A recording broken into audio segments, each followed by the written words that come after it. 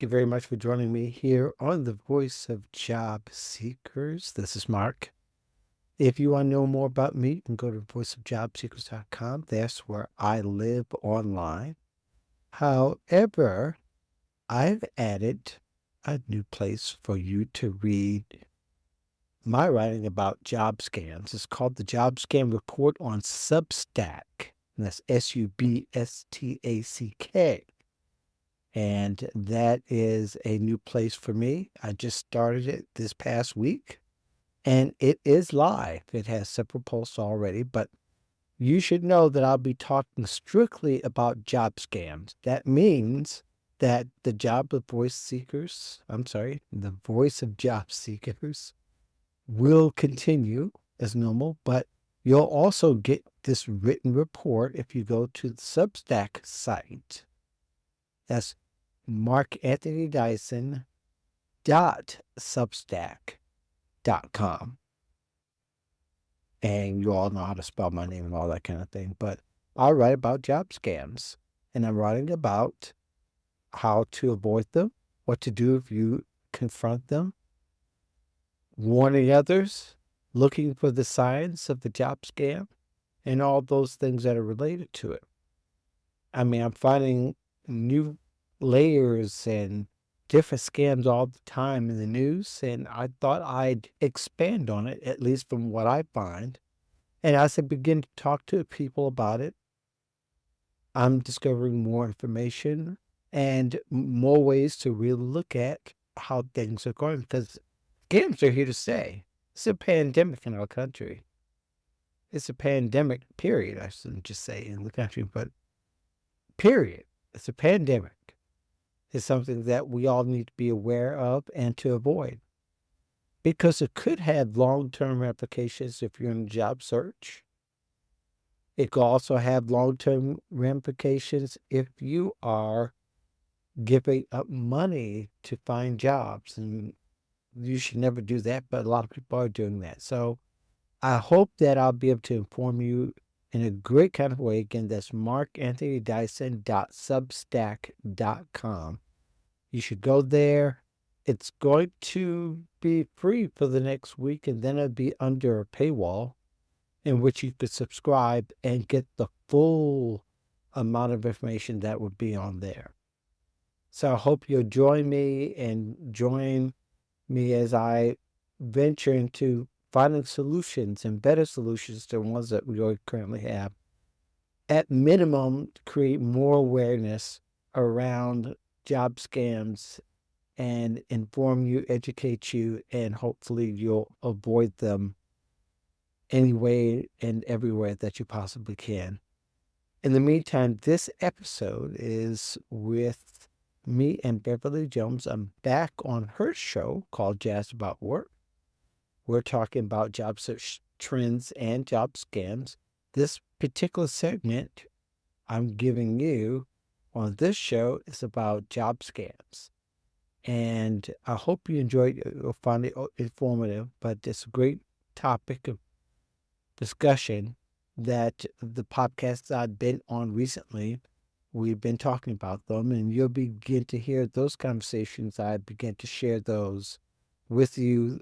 You can find a lot of those on Apple. If you just look under Mark Anthony Dyson, you'll find a bunch that I've been on, especially the 3 that are up right now, and the 2 others that are coming. So I've been on a total of 5 podcasts episodes here that are not the Voice of Job Seekers, but on other podcasts.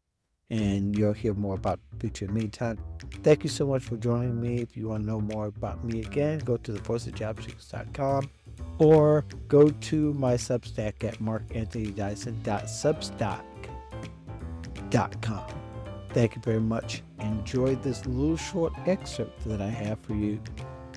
Now, one of the things that I have admired about you, Mark, from the first time I just started reading you, we'd never talked or anything, was that it struck me that you feel compassion for job seekers.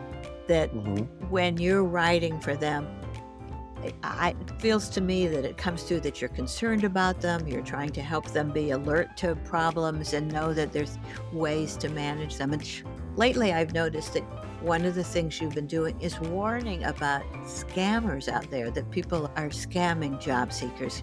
Can you tell us what you've been noticing and how people should protect themselves? What's going on with that? I wrote something last week, or I put a video out, and I think I got some really positive reactions. But I think as we learn about technology, what happens over there will eventually happen over here. For instance, there was something happened in Asia where a lot of the job portals were robbed by what they called resume looters.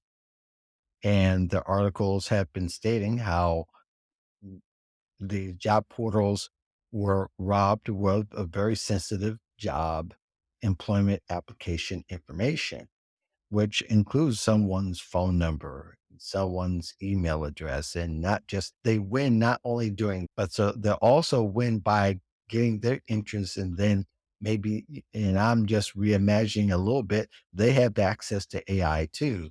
So Yeah, they can use those things against and counter a counter attack or counter intelligence as far as using it for their purposes. And really, scammers are out to get private information. Money is not even the object at first, although people do get scammed for money and it does hurt. And I don't want to take away from because there's a lot of different scams. But when we see something like happen in Asia where job portals are robbed of private information, it's coming here to the US. It's going to come. It may even come a little bit differently, but they have the same goal.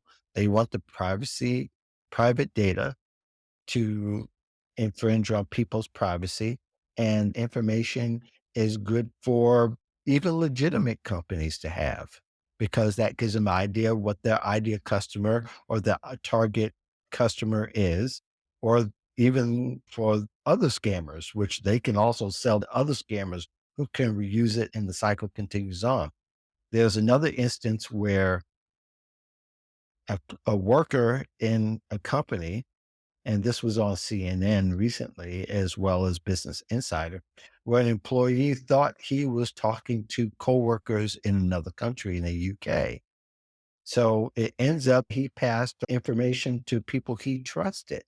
Now, this video he was involved in was actually what they call a deep fake video, which is AI generated, which enabled them to insert voices and movement, makes it look so real. The person's interacting with their coworkers, and they may even have somewhat the similar language, but they got some private information, which ended up, all in all, if you follow the whole trail, is like $25 million.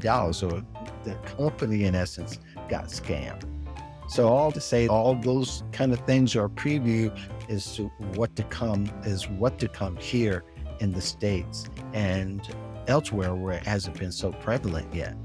But those scams are very dangerous, and job seekers, when they hear, they need to consider what kind of information could be vulnerable, and they're going to need to act accordingly, or they're going to not transact with the company who's it happened to.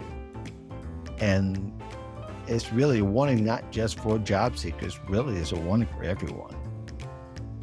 and so there's so much information out there because we put it on LinkedIn, we put it out there for networking, and we want to connect with people, but there's some things we don't want everybody to know need our phone and stuff. But what I'm thinking is that you could make a remark that could be taken out of context when if you're talking in a video, you could be quoted and might be accurately, but it could be put in a totally different place, or you could say something that you want potential employer to know about your situation that's really private, related to your family or something. So it might be that this could have a chilling effect, I think, on some of the conversations that help create a really good start in a job, can't it?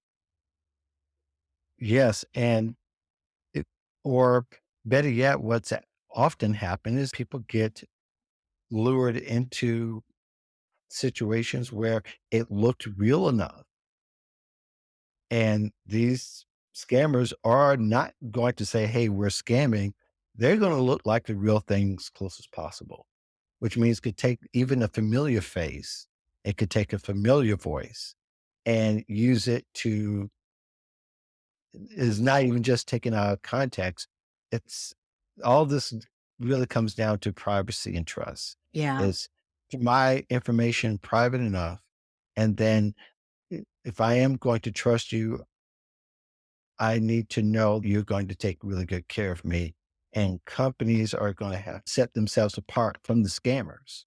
So when we talked about ghost jobs earlier, you consider fake jobs and ghost jobs have a very similar MO.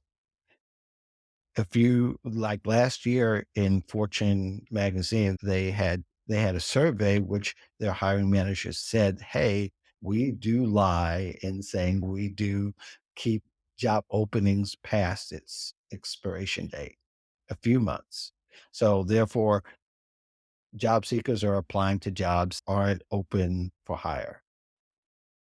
You take what scammers do and able to create scam companies and fake companies, and they masquerade as these saviors to job seekers, especially the ones who spent quite a bit of time in the job search. You say, hey, apply to this job. What is really the difference? And sometimes I even wonder, what do these companies do with the information they get? Yeah. Legitimate companies. What do they do with information if they keep it up 3 months after it's been filled? What do they do with that job seeker information? So it gets pretty It's interesting. complicated. Legitimate companies and fake employers could have a lot of the same way of operating. Their intent may be different, but for a job seeker, it's, yeah, their information could be everywhere.